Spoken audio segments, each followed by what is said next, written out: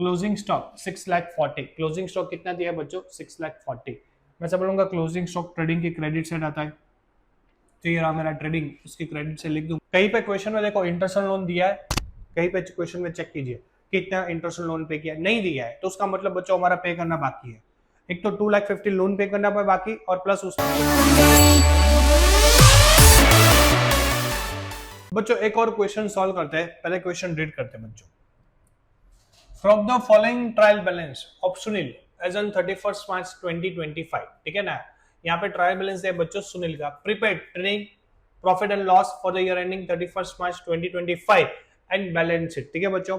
इन्होंने PNL trading और balance sheet तीनों बोला है, तीनों हम बनाते हैं बच्चों, ठीक है। अब यहाँ पे एडिशनल इन्फॉर्मेशन दिया है। एडिशनल इन्फॉर्मेशन का मतलब आपको बच्चों पता है क्या है?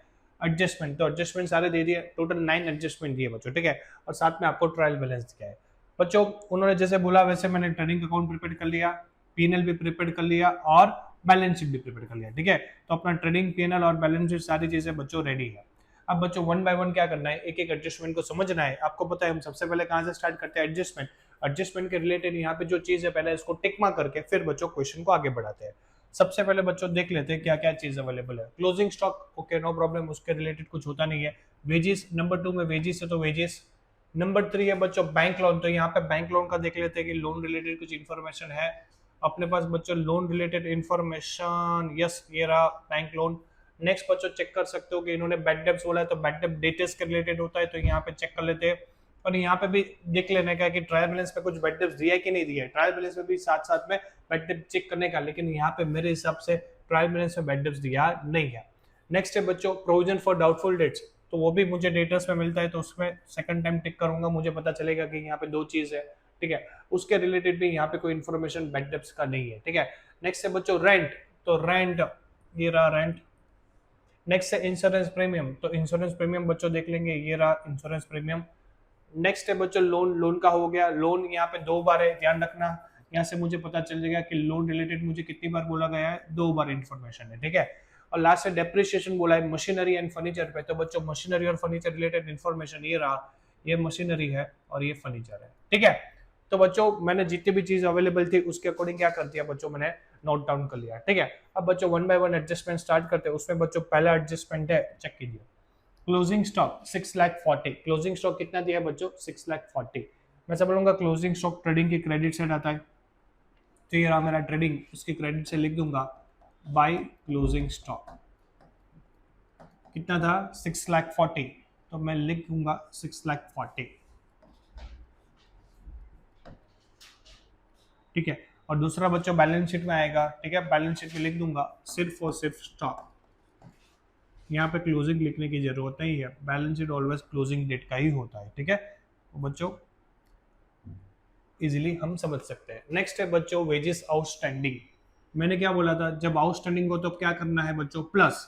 और आउटस्टैंडिंग का मतलब पे करना बाकी है, तो लॉजिकली क्या हुआ है बच्चों? लाइब्रेरी हो जाएगा, ठीक है। पे करना बाकी है। यहाँ पे वेजेस दिया है, कितना दिया है बच्चों? चेक कीजिए, 40,000 का वेजेस दिया है। ये 40,000 में 24,000 पे करूंगा तो टोटल वेजेस कितना हो जाएगा? 64। और दूसरा ये 24 पे करना बाकी है, तो लाइब्रेरी से लिख देंगे 24। क्लियर बच्चों? कॉन्सेप्ट क्लियर करना है, पे करना क्यों बाकी है लॉजिकली, उसको हमने रिकॉर्ड नहीं किया था तो अब रिकॉर्ड किया, ठीक है। तो बच्चों ऐसा बोलूंगा ट्रेडिंग अकाउंट की डेबिट साइड ये वेजेस 40 है, तो वहां पे ट्रेडिंग अकाउंट की डेबिट साइड लिख देंगे 2 वेजेस। कितना था? 40 प्लस आउटस्टैंडिंग कितना है? 24, तो टोटल वेजेस कितने की हो गई? 64, ठीक है। पे करना बाकी है तो मेरे बिजनेस के लिए लाइब्रेरी हो गया, तो दूसरा इफेक्ट बच्चों लाइब्रेरीज में लिख लूंगा आउटस्टैंडिंग वेजेस कितना है? 24। क्लियर? कॉन्सेप्ट क्लियर बच्चों? दो इफेक्ट हो गई। नेक्स्ट है बच्चों इंटरेस्ट ऑन बैंक लोन 8%। बच्चों चेक कीजिए बैंक लोन कितने का था? 2,50,000 का लोन था, मेरी लाइबिलिटी है, ठीक है। बैंक लोन मेरी लाइबिलिटी है, मुझे 2,50,000 का लोन पे करना है। कितने का? 2,50,000 का। उन्होंने बोला इंटरेस्ट है वो 8% है। कितना इंटरेस्ट है?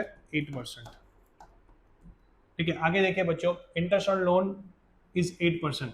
3 और 8 मैंने आपको बोला था कि बैंक रिलेटेड यहाँ पे दो एडजस्टमेंट बोले बच्चों, तो 3 भी पढ़ लिया, 8 भी पढ़ लेते हैं। Loan from the bank was taken on 1 अक्टूबर। ये जो लोन है ना बच्चों मैंने अक्टूबर में लिया, तो अक्टूबर, नवंबर, दिसंबर, जनवरी, फरवरी और मार्च, मुझे कितने महीने की इंटरेस्ट पे करनी पड़ेगी बच्चों? 6।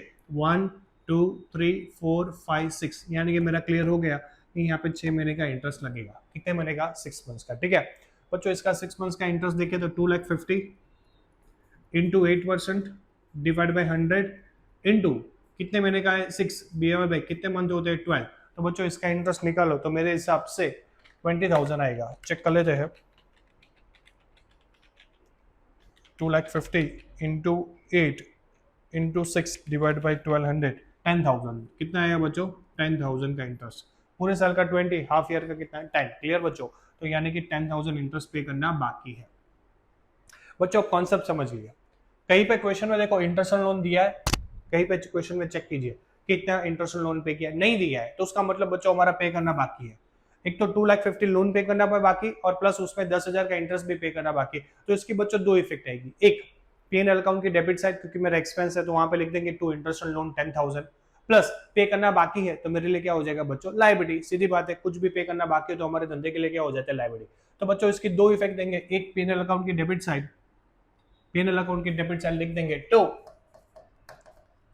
इंटरेस्ट ऑन लोन, कितना पे करना बाकी है? 10,000।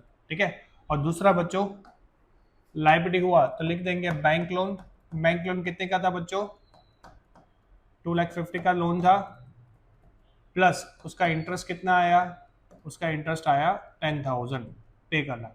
टोटल मेरी लायबिलिटी कितनी होगी बैंक लोन के? 260। एक तो प्रिंसिपल अमाउंट 250 था प्लस 10,000 इंटरेस्ट था, तो टोटल मेरी लायबिलिटी कितनी हो गई बच्चों?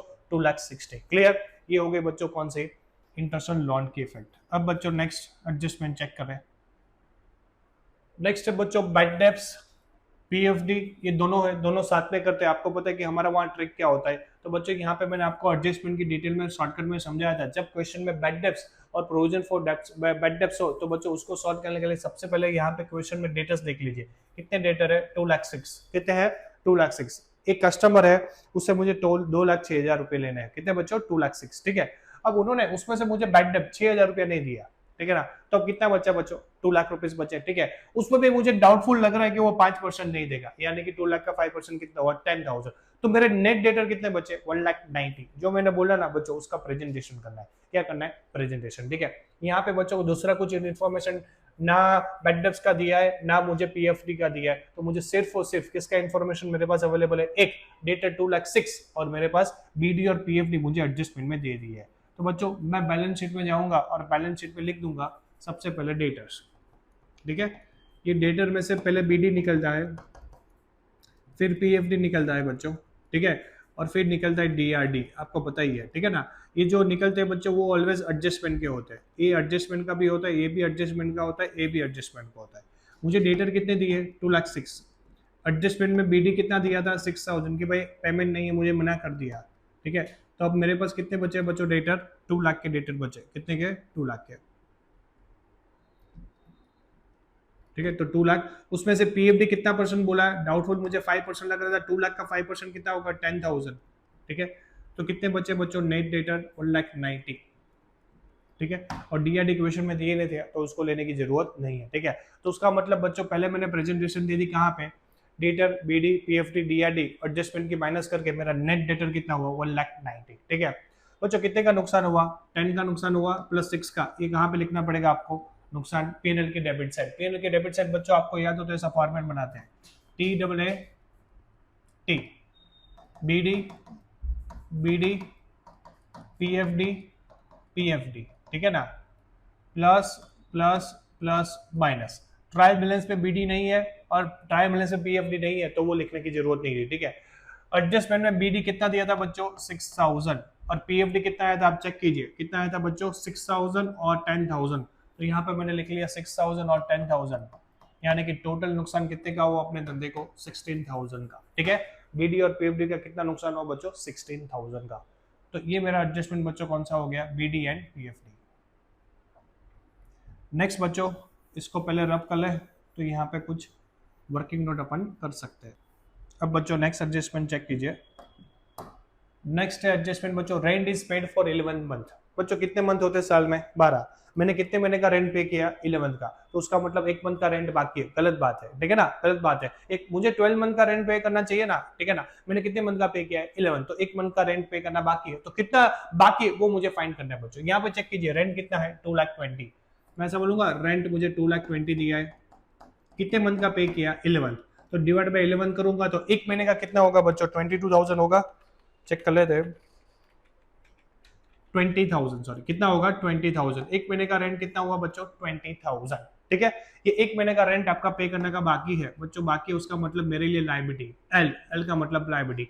और दूसरा आउटस्टैंडिंग का मतलब ऑलवेज क्या होता है? रेंट में प्लस करना पड़ेगा, ठीक है। यहाँ पे मैंने कितना दिखाया? 220, गलत दिखाया। तो मैं बाकी है, भले बाकी है, अकाउंट क्या बोल रहे हैं? वेदर यू पेड और नॉट, तुम्हें तो रिकॉर्ड करना ही है। तो उसका मतलब बच्चों ये 20,000 जो मैंने नहीं पे किया, वो जो रिकॉर्ड नहीं किया, उसको क्या करना पड़ेगा? रिकॉर्ड करना पड़ेगा, ठीक है। तो ऐसा बोलूंगा, ये रेंट में प्लस हो जाएगा बच्चों 220, ठीक है। और दूसरा कहां पे लिखेंगे? लायबिलिटी साइड, ठीक है। तो बच्चों यहाँ पे मैं जाऊँ तो ऐसा बता सकता हूँ कि रेंट मेरा 220 था, तो पीएनएल की डेबिट साइड 2, रेंट 220, उसमें कितना पे करना बाकी था बच्चों? आउटस्टैंडिंग 20, तो टोटल मेरी रेंट कितने की हो गई? 240, क्लियर। और दूसरा रेंट पे करना बाकी है अपने बिजनेस के लिए, क्या है? लायबिलिटी है। यहाँ पे लिख देंगे आउटस्टैंडिंग रेंट 20,000, क्लियर बच्चों, कॉन्सेप्ट क्लियर? ओके, नेक्स्ट है बच्चों इंश्योरेंस प्रीमियम। इंश्योरेंस प्रीमियम का कॉन्सेप्ट बच्चों समझते हैं कि इन्होंने क्या बोला है। सबसे पहले बच्चों ये कॉन्सेप्ट समझने से पहले यहाँ पे डेट देख लीजिए। ये कौन सी डेट है? 31 मार्च 2025, ठीक है। मेरा ईयर कब कंप्लीट हो रहा है? 31 मार्च 2025 को। यहाँ पे देखिए, insurance premium is paid per annum on 31 मई 2025। बच्चों ऐसा बोलूंगा कि मेरा ईयर अप्रैल में स्टार्ट होता है और मार्च में कंप्लीट होता है, यानी कि मेरा 2024 में स्टार्ट होगा और मार्च 2025 में खत्म होता है, ठीक है ना। लेकिन मैंने कहा कब तक पे कर दिया इंश्योरेंस प्रीमियम? मैंने मई तक, यानी कि नेक्स्ट ईयर का। नेक्स्ट ईयर का कब तक? अप्रैल का भी पे कर लिया प्लस मई का भी पे कर लिया, डन ना। उसका मतलब ऐसा बोलूंगा 2 मंथ एडवांस पे कर लिए।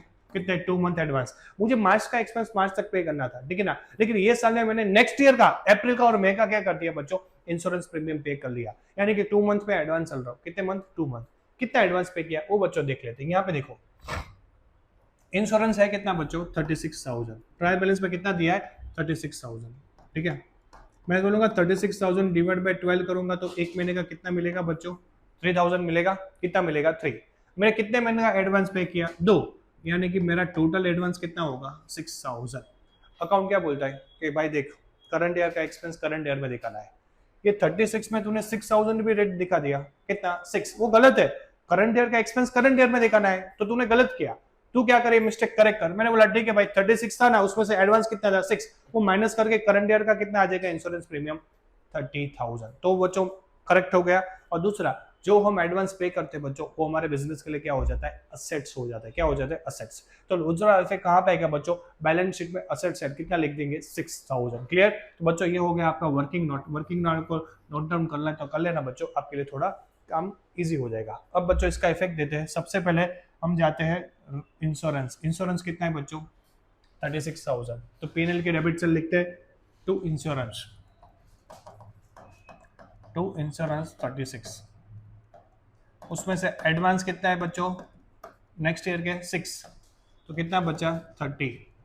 जो एडवांस पे करते हैं वो हमारे बिजनेस के लिए क्या है? असेट्स। यहाँ पे लिख देंगे प्रीपेड इंश्योरेंस, कितना?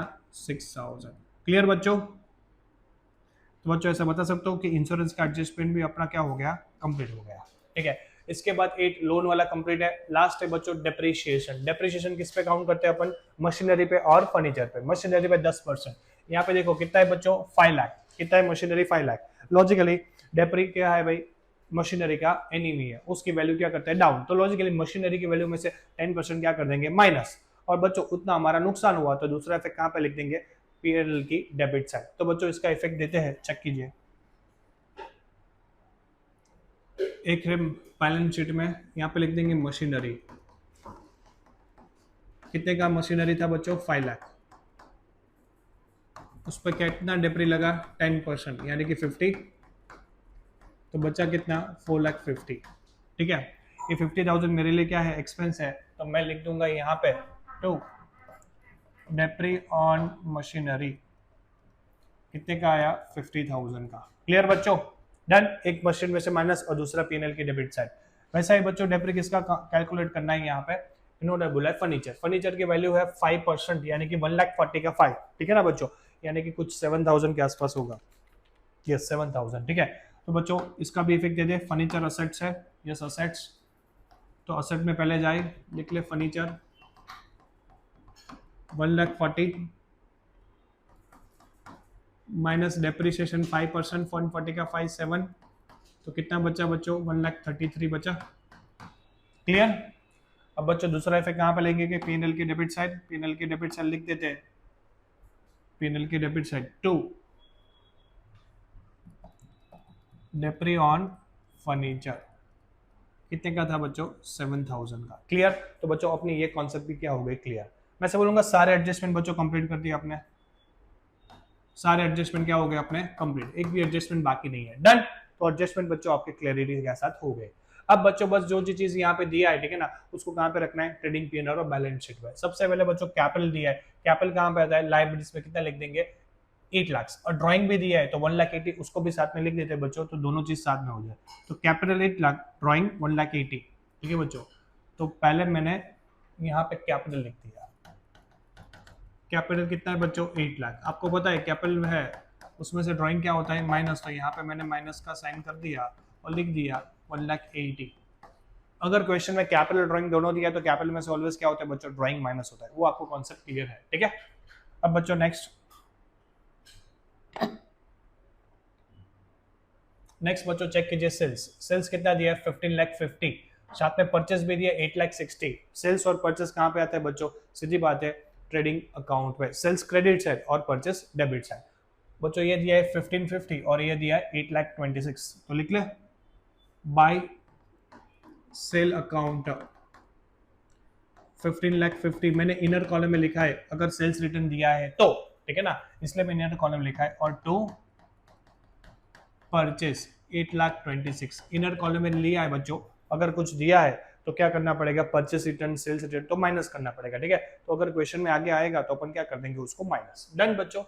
नेक्स्ट बच्चों स्टॉक, कौन सा स्टॉक है ये, ओपनिंग स्टॉक, कितना दिया ओपनिंग स्टॉक, 4,20,000, 1 अप्रैल 2024 का मतलब ओपनिंग स्टॉक। क्लोजिंग ट्रेडिंग के क्रेडिट, तो ओपनिंग कहां पे आता है, अब उसके अपोजिट डेबिट, ठीक है बच्चों। तो 4,20,000 लिख लो,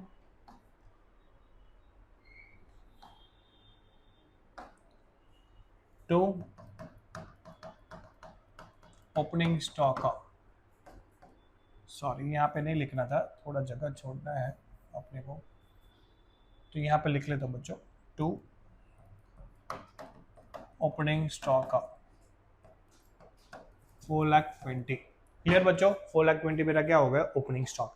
नेक्स्ट बच्चों चेक कीजिए क्या दिया है, नेक्स्ट है रिटर्न आउटवर्ड। बच्चों आउटवर्ड का मतलब क्या है, कई सारे बच्चे है ना वो कंफ्यूज हो जाते हैं, मैंने आउट कर दिया बच्चों, मैंने आउट कर दिया, मैं आउट कब करूंगा, मैंने कुछ खरीदा है बच्चों, समझ में आया, मैंने कैलकुलेटर खरीदा, मुझे पसंद नहीं आया तो मैं बोलूंगा आउट, आउट का मतलब रिटर्न करूंगा, ठीक है। तो आउट यानी क्या होता है बच्चों, परचेस रिटर्न, ठीक है।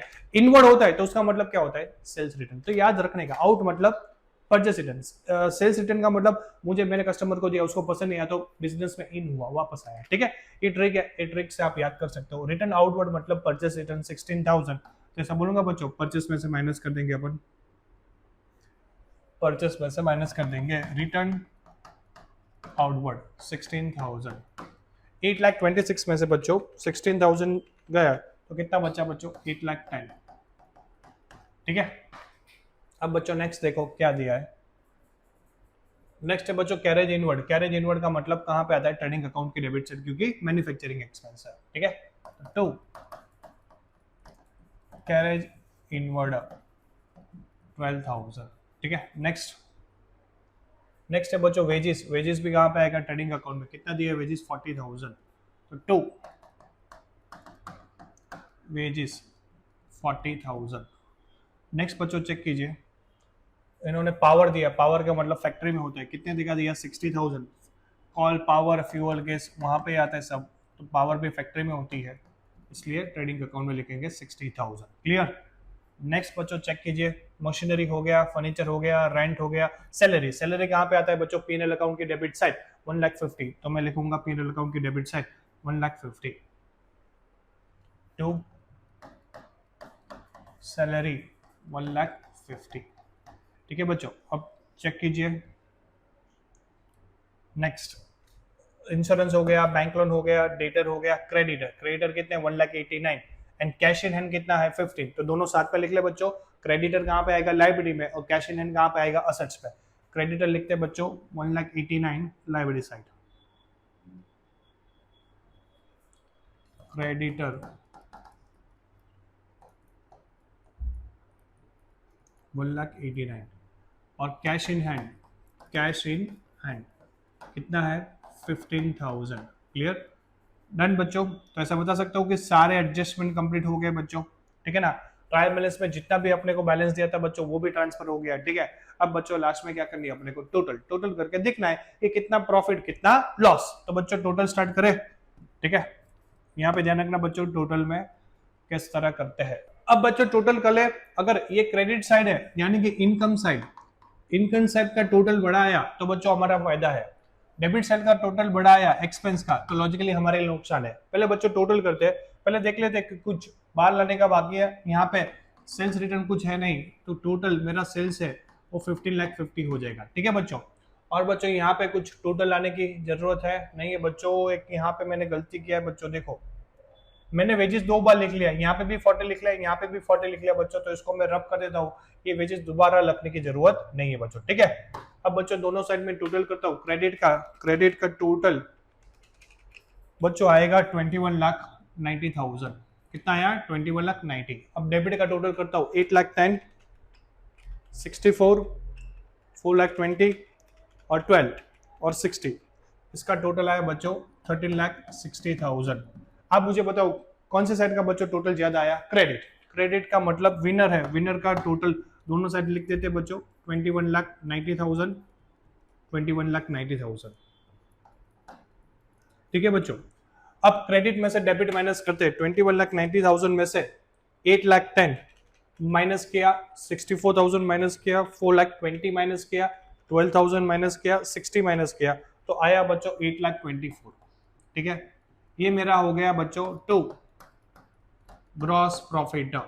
ठीक है, इतना मेरा इनकम था, उसमें से इतना एक्सपेंस माइनस किया, तो मेरा नेट प्रॉफिट कितना आया बच्चों 8,24,000। ठीक है, अब बच्चों प्रॉफिट को हम कहां पे ले जाएंगे, P&L अकाउंट में। ये डेबिट है तो P&L अकाउंट में credit side by gross profit कितना था 8,24,000। ठीक है, अब बच्चों यहाँ पे डेबिट का टोटल करें। सबसे पहले एक्सपेंस साइड 16, 1,50,000, 10, 2,40,000, 30, 50 एंड 7। इसका टोटल आया 5,03,000। एक्सपेंस 5,03,000, इनकम 8,24,000, तो लॉजिकली मैं सब बोलूंगा यहाँ पे भी प्रॉफिट हुआ। ठीक है, इनकम ग्रेटर है, एक्सपेंस लेस है, तो बिजनेस ने यहाँ पे नेट प्रॉफिट अर्न किया कितने का। यहाँ पे बच्चों मेरा नेट प्रॉफिट हुआ 3,21,000 का। ठीक है, ये नेट प्रॉफिट कहाँ पे ले जाऊंगा बच्चों, बैलेंस शीट में ऐड कर दूंगा। तो नेट प्रॉफिट कितना था 3,24,000, 3,21,000। कैपिटल बच्चों कितना था 8 लाख, उसमें मेरा कितना हुआ 3,21,000 मेरा नेट प्रॉफिट हुआ, उसमें से ड्राइंग माइनस किया तो मेरा नेट कैपिटल हुआ 9,41,000। क्लियर बच्चों, ऑलवेज याद रखना है प्रॉफिट आए तो कैपिटल में ऐड करेंगे, लॉस आए तो माइनस करेंगे। ठीक है बच्चों, अब बच्चों दोनों साइड टोटल करना है, टोटल करके चेक करना है कि मेरा प्रॉफिट हुआ कि लॉस हुआ। 9,41,000, 20, 24, 2,60,000, 1,89,000। इसका टोटल आया बच्चों 14,34,000। उसका भी टोटल सेम होना चाहिए 4,50,000, 1,33,000, 15,000, 6,000, 6,40,000, 1,90,000। इसका भी टोटल कितना हो गया बच्चों 14,34,000। यानी कि asset is equal to liability. आपका क्वेश्चन सही है बच्चों, तो उसका मतलब आपको 6 में से 6 मार्क्स मिलेंगे। ठीक है बच्चों, तो इस तरह बच्चों हम लॉन्ग क्वेश्चन हम सॉल्व करते हैं। ये टाइप का क्वेश्चन का आपको घर पे प्रैक्टिस करना है। और बच्चों अगर आपको वीडियो पसंद आए, अच्छा लगे, तो प्लीज कमेंट करना, तो हमारे लिए भी बच्चों थोड़ा बहुत मोटिवेशन रहे। इसका प्रैक्टिस करने बच्चों, देख के कुछ नहीं होगा। अगर आप देख रहे हो और आपको ऐसा आ रहा है कि मेरे को समझ में आ गया, नहीं आता बच्चों, लिख के ही समझ में आता है। ठीक है, तो एक चीज याद रखना,